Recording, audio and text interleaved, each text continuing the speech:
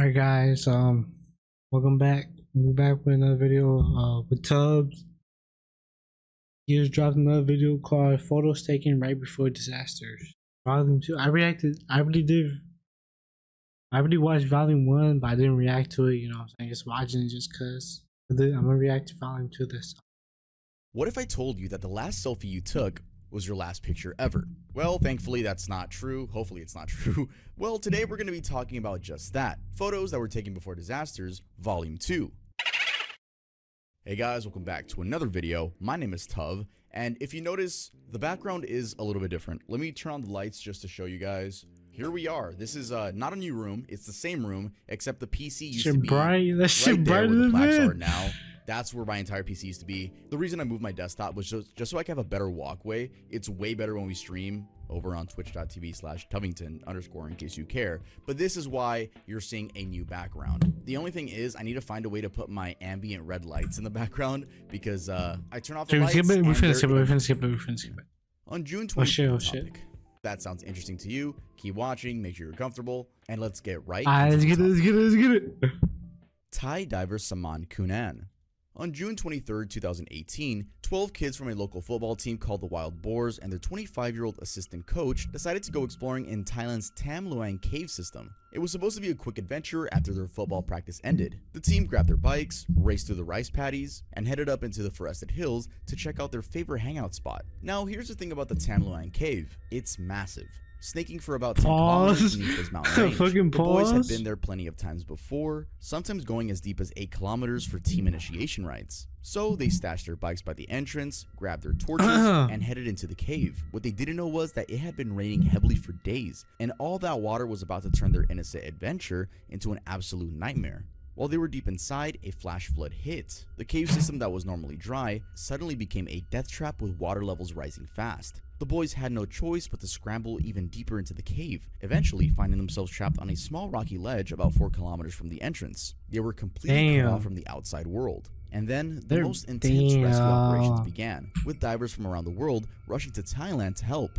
One of these brave people was Saman Kunan, a 38-year-old former Thai Navy SEAL who volunteered to help with the rescue. And this is the last photo they took of him, suited, ready to dive deep into those flooded cave tunnels to deliver oxygen tanks to the trapped boys. There's also this video of him where he looked straight at the camera and said, "We'll bring the kids home." But on July 6, while making his way back from placing air tanks along the rescue route, Saman ran out of oxygen himself. His diving partner tried desperately to revive him, but it was too late. All the kids made it, and this man just happened to have ended up making the... Bro, shout out bro though, cause he tried at least, you know, he tried. Oh, my mic fell on me. Shout out bro though, he tried. Ultimate sacrifice trying to save them. Dutch tourist disappeared in a jungle in Panama. So we did speak about this case in our ages 1 to 100 unexplained disappearances video. I'm telling you guys that in case this sounds familiar. If you already watched that video, then you can skip over this one and continue with the next one. But if you haven't, then let's get on with the story. Sometimes a simple hiking trip can turn into something absolutely terrifying, and that's exactly what happened to these two girls right here, 21-year-old Chris Kremers and 22-year-old Lisanne Froon from the Netherlands. This photo was taken on April 1st, 2014, and it shows them giving thumbs up, looking totally happy and carefree as they were about to start what should have been a routine hike on Panama's El Pianista Trail. The two friends had traveled to Panama with plans to volunteer at a local school and just experience life abroad. They were young, adventurous, and excited about exploring this beautiful part of Central America. So on that Tuesday morning, they grabbed their cameras and phones and headed out to tackle this popular hiking trail near Phuket. It was supposed to be a day hike, nothing too crazy. But then things took a really dark turn once the girls never came back. When they didn't return that evening, authorities launched a massive search operation. For weeks, search teams combed through the dense jungle, but it was like Chris and Lisanne had just vanished. No trace of them anywhere. Then, 2 months later, a local woman found a backpack by a riverbank, and it belonged to Lisanne. Inside they got phones, some money, water, and most importantly, a camera. Shit. And that's when investigators got their first real clues about what might have happened to these two girls. The phone showed that about 6 hours into their hike, both women had desperately tried calling emergency services, but they couldn't get through because there was what the fuck? No signal and they got slimed out, bro. They got slimed out in that remote area. Lisanne's phone died on April 6th and never turned on again. But Damn. Chris's iPhone kept getting switched on until April 11th, though whoever was turning it on never entered the correct pin to unlock it. But here's the really creepy part. In that camera, there were about 90 photos that had been taken in complete darkness between 1 a.m. and 4 a.m. on April 8th. Just flash photography lighting up the pitch black jungle, and strange photos of the back of Chris's head. Months later, scattered remains of both women were eventually found in the jungle, but without their complete bodies. Officials still can't determine exactly how they died or what really went on. Lover turned killer. Bro, this guy right here had absolutely no idea. Bro, she probably was struggling and shit, right? And that guy took him before he, you know what I mean? You know what I mean? Yeah, he was about to be brutally murdered. This is 30-year-old Travis Alexander, and what you're looking at is literally the last photo ever taken of him alive.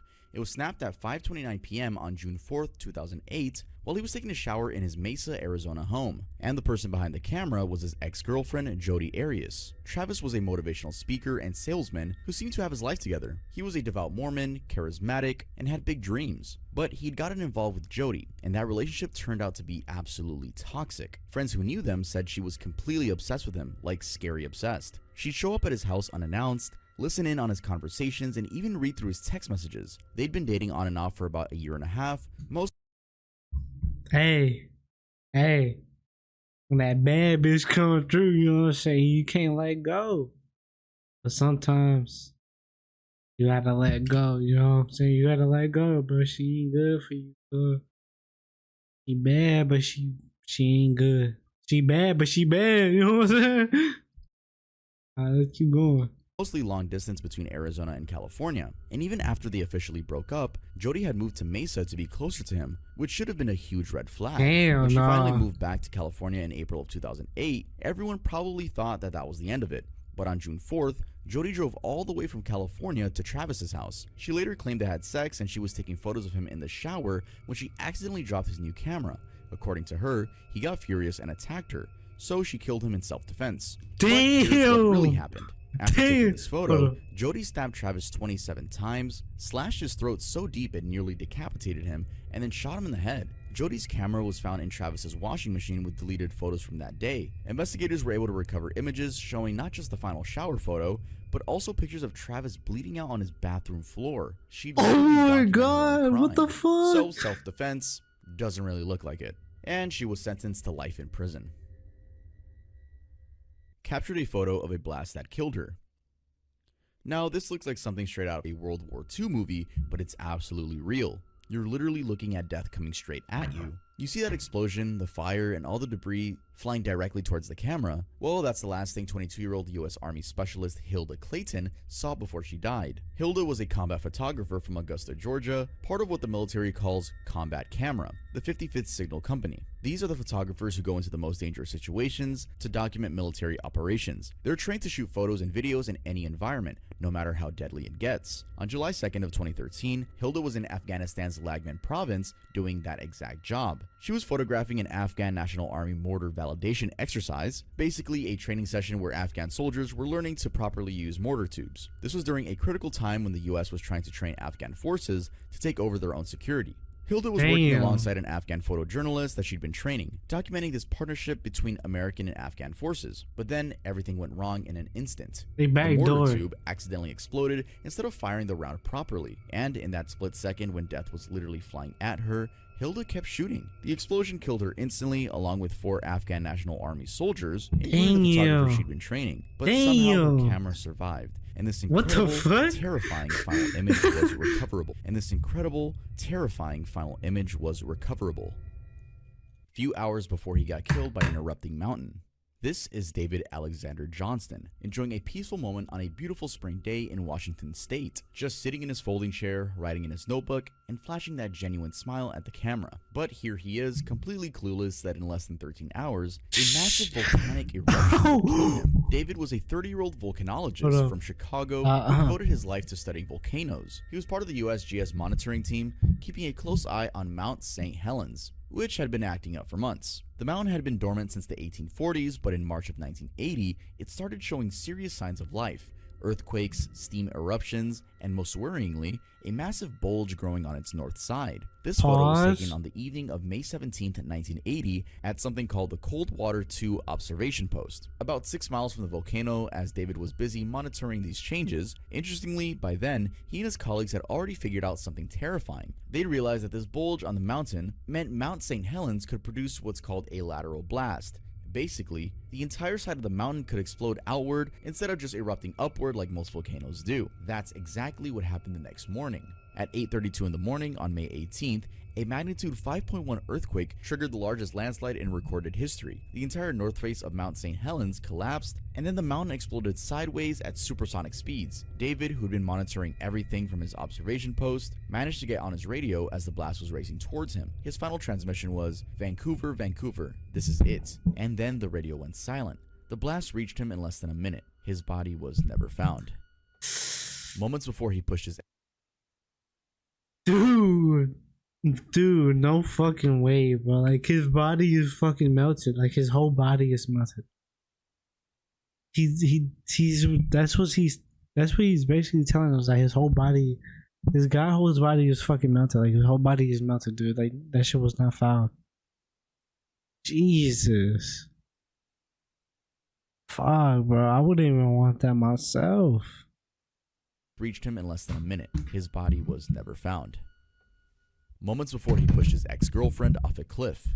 This looks like a perfectly innocent hiking photo, doesn't it? Just a girl enjoying a beautiful view on Alabama's Pinhoti Trail, taking in the scenery on what seems like a peaceful day to be outdoors. But in fact, this is the last Instagram photo of Jolie Nicole Callan, taken by her ex-boyfriend Lauren Bunner, just moments before he shot her twice in the head and pushed her off a cliff. Jolie and Lauren had dated but broken up, though they decided to stay friends. On August 30th of 2015, Lauren suggested they go hiking together on the Pinhoti Trail. Jolie agreed, thinking it was just a friendly outing with someone she'd once cared about. But according to investigators, Lauren wasn't handling their breakup well. Jolie's father said Lauren was having trouble, quote, moving on with his life after they split up. So here's Jolie in this final photo, her back to the camera, looking out over this gorgeous mountain view. She has no idea that within minutes, Lauren would pull out a .22 caliber gun and shoot her, first from behind, then between the eyes. Oh my God! After killing her, Lauren threw her body off a 40-foot cliff. He then drove to a different location and called 911 himself.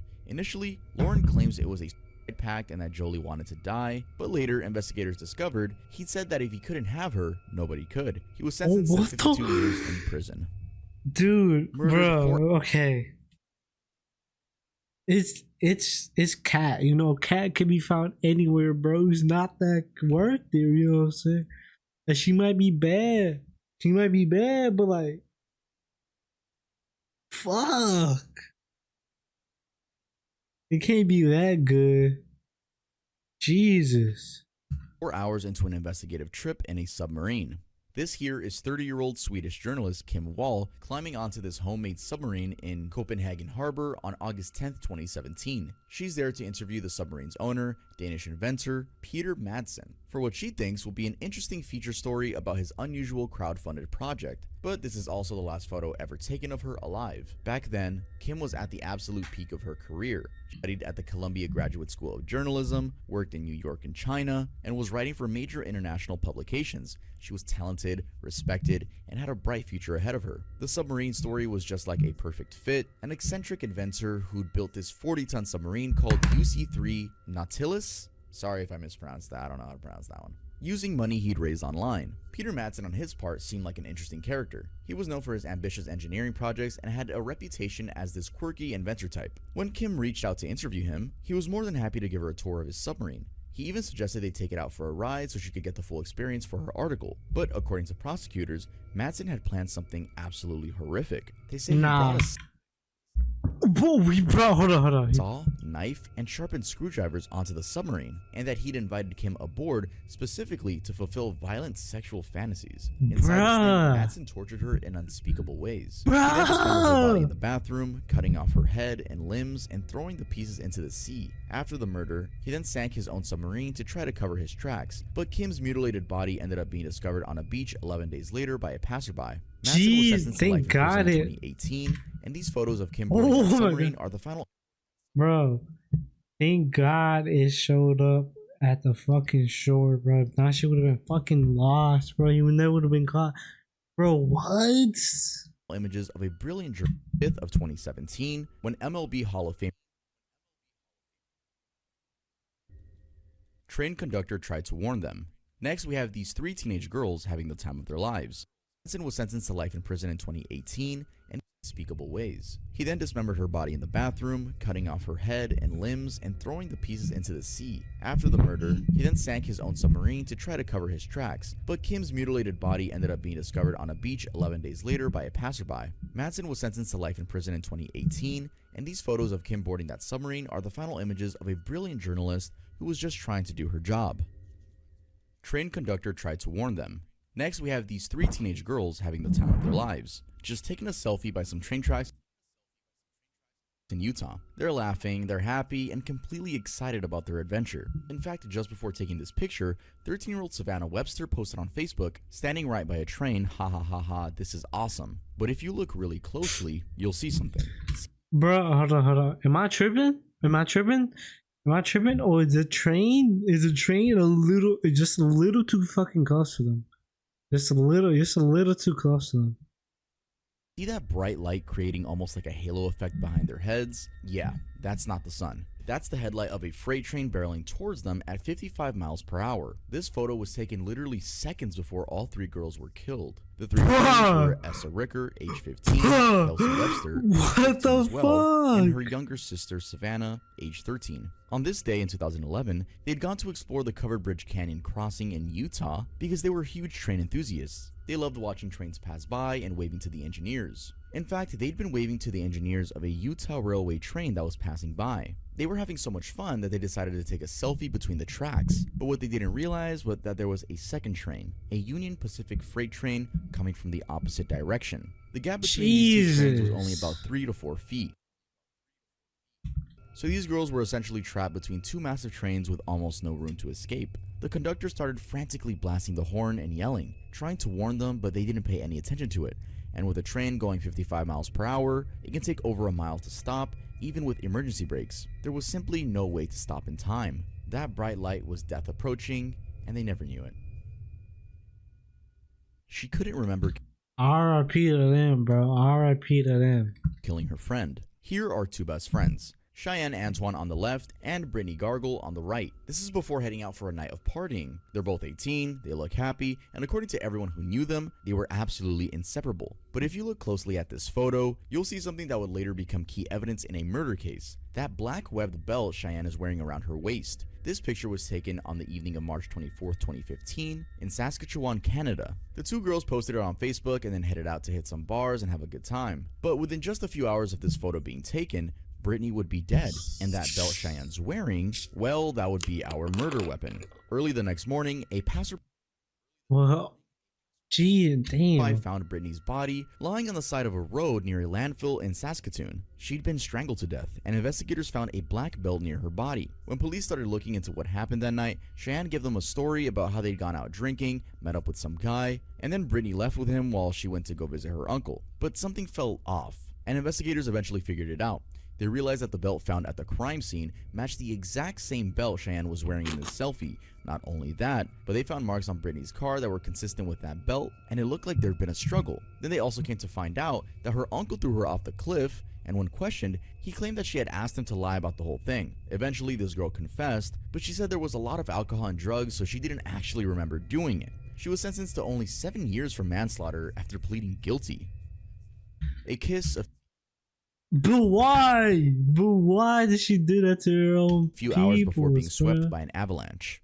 This is what pure happiness looks like. Norwegian climbers Cecile Skog and Rolf Bay, a married couple bound by their love for mountaineering, stood together at the summit of K2, one of the most dangerous peaks on Earth. Cecile had just become one of the first women to reach the top, and in that moment, they embraced, believing they were living the greatest moment of their lives, until that very mountain tore them apart forever. On August 1st of 2008, they were both part of a massive international expedition attempting K2. K2 is the name of the mountain, by the way. Cecile had reached the summit that day, but Rolf had turned back earlier, feeling tired and possibly suffering from altitude sickness. He waited for his wife, and they began descending together as darkness fell. As they were crossing the fixed ropes that climbers use to safely navigate the most dangerous sections, their teammate Lars asked Rolf if he wanted to go first. Rolf's response was the last thing he'd ever say. Quote, "Lars, I go first. You look after my wife," end quote. Within seconds of those words, a massive chunk of ice broke off from above and swept Rolf right off the mountain, directly into Cecile. She watched her husband disappear into the void. The same icefall that killed Rolf also cut the fixed ropes, trapping 15 other climbers without a safe way down.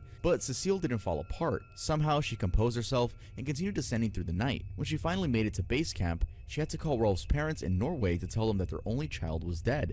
That single night on K2 became one of the worst disasters in mountaineering history, killing 11 climbers in total.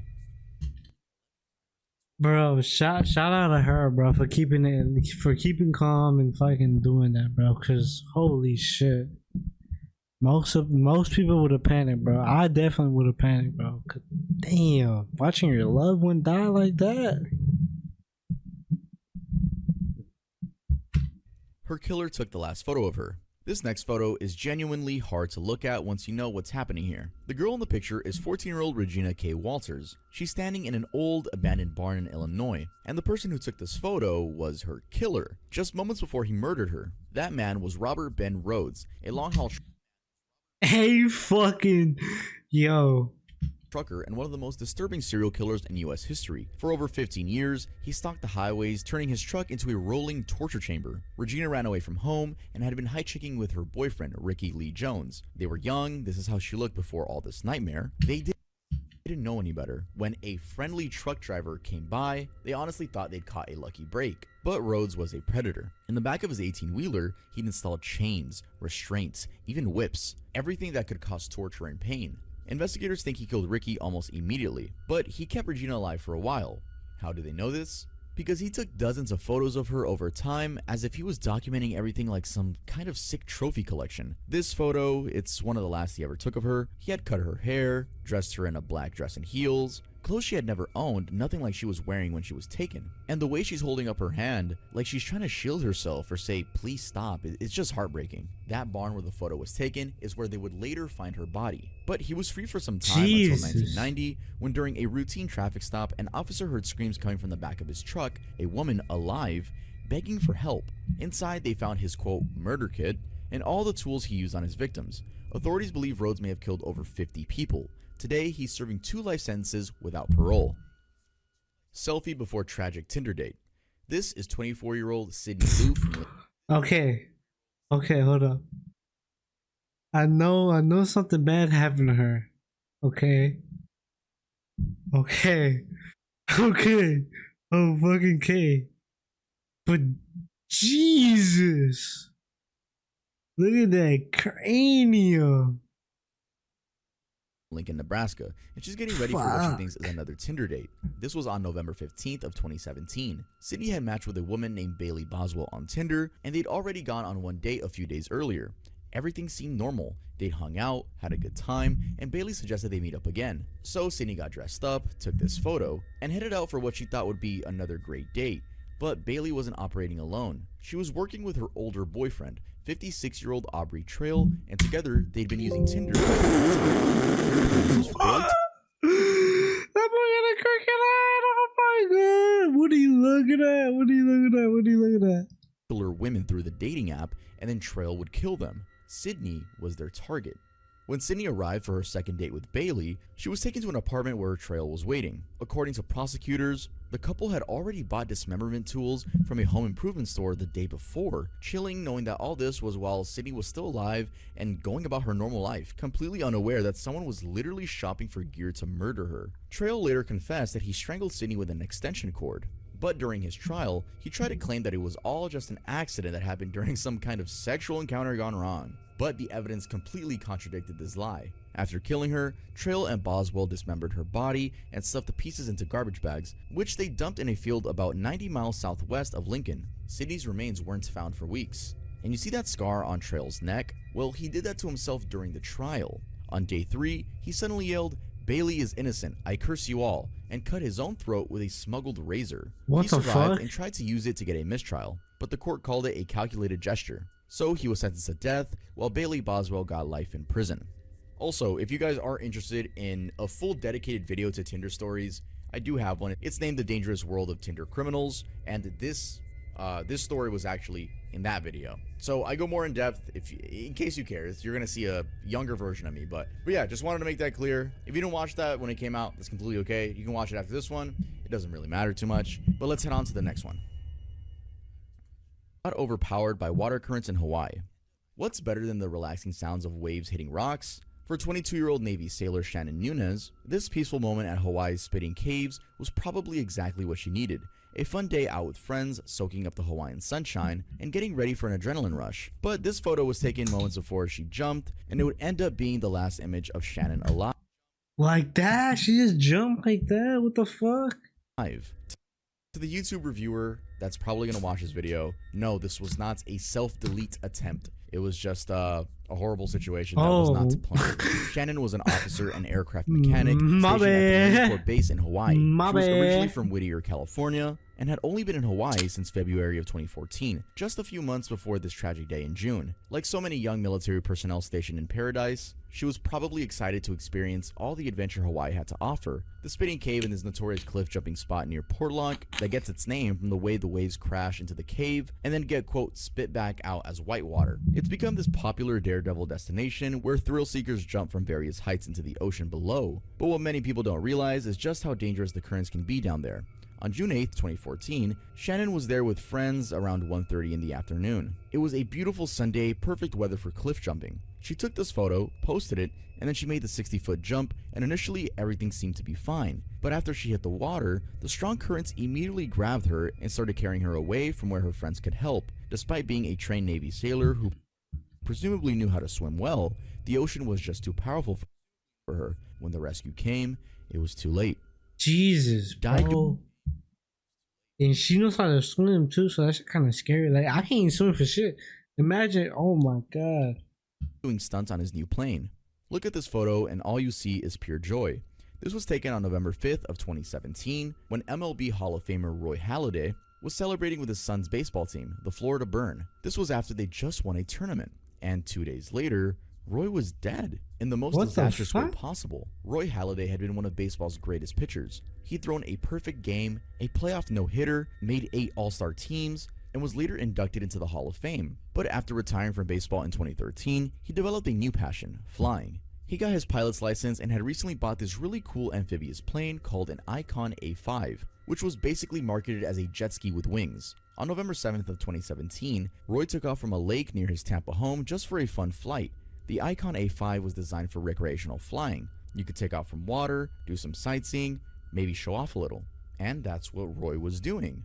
But the thing is, Roy allegedly had extremely high levels of amphetamines in his system, about 10 times the therapeutic level, along with morphine and an antidepressant. Basically a recipe for disaster for anyone operating any machinery. Also, he was flying dangerously low, sometimes just 5 feet above the water, doing extreme acrobatics with high-pitched climbs and steep turns. On his final maneuver, Roy entered a steep climb and his speed dropped to about 85 miles per hour. The plane stalled, went into a nosedive, and crashed into Tampa Bay. He died from blunt force trauma and drowning. So in this photo, we see Roy in his element, coaching kids, being a dad, celebrating their success. Just 48 hours later, his family was planning his funeral instead of celebrating more victories. Okay, bro, that was photos taken right before disaster Vol.2. You know what? It's about Tubbs. Shout out Tubbs, bro. Great YouTuber.